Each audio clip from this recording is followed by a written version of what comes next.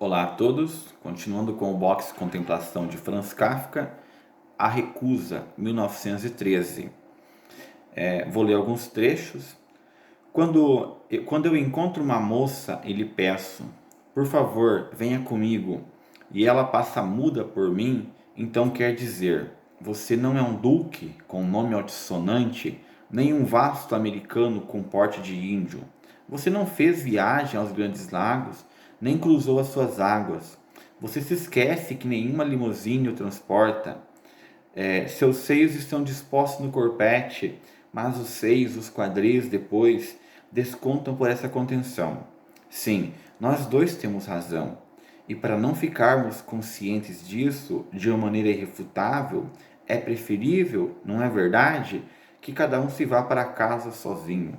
Bom, aqui nós estamos falando sobre a recusa. É um trecho que apresenta dois embates, uma fala masculina e uma fala feminina.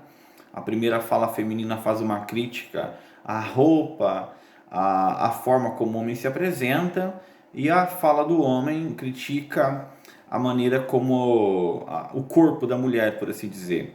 O que o Kafka está expressando?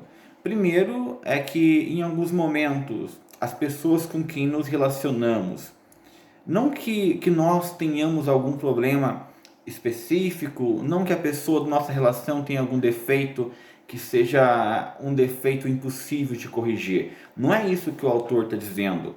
Nós sabemos que nas relações com os outros, não é uma questão apenas de saber se somos incorrigíveis. É uma questão de saber se a forma como nós existimos, ela pode conviver, coabitar com a outra forma, sem nos desfazer, sem nos destruir.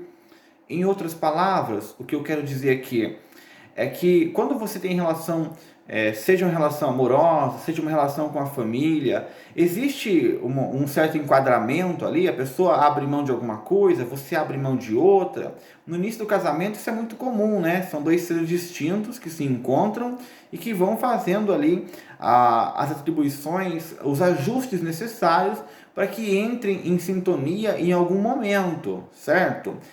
Diante desses ajustes, há caso em que o ajuste ele é tão necessário que as pessoas não se coadunam, que o caminho ali nunca vai fechar. Normalmente um é totalmente dominado pelo outro, mas quando ambos exigem ali o seu lugar de fala, o seu lugar de existência, o que acontece? Eles começam a atacar o que o outro é. Às vezes atacam elementos que não são necessariamente ruins. Às vezes a pessoa ataca a condição física, ataca um hábito que não é um hábito ruim, mas que desagrada aquela pessoa especificamente. Começam a construir defeitos que são defeitos na forma de eu ver, não defeitos gerais, e acabam se degradando, chegando às vezes até as vias de fatos.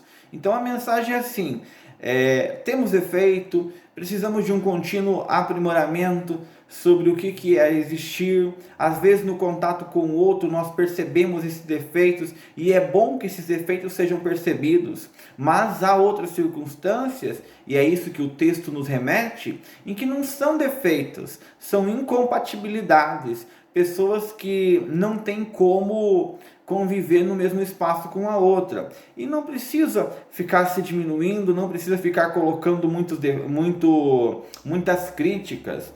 O Kafka ele sempre fala em relação ao pai dele. A versão do Kafka e do pai são duas versões que não fechavam nunca, que jamais estavam em concordância, porque o mundo do pai é um mundo muito mais material, muito mais pragmático, enquanto o mundo do Kafka ele é diferenciado. O Kafka já passou desse estágio de achar que a materialidade significa tudo para as pessoas.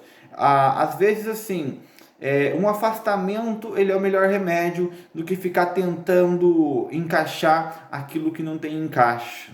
né? A recusa é isso, é você entender que dada a tua situação, dada a tua constituição de sujeito e dada a constituição de sujeito da outra pessoa, não vai haver um fechamento. No máximo vocês vão se tolerar. E se não se tolerar, se for possível o afastamento, é a melhor coisa a ser feita.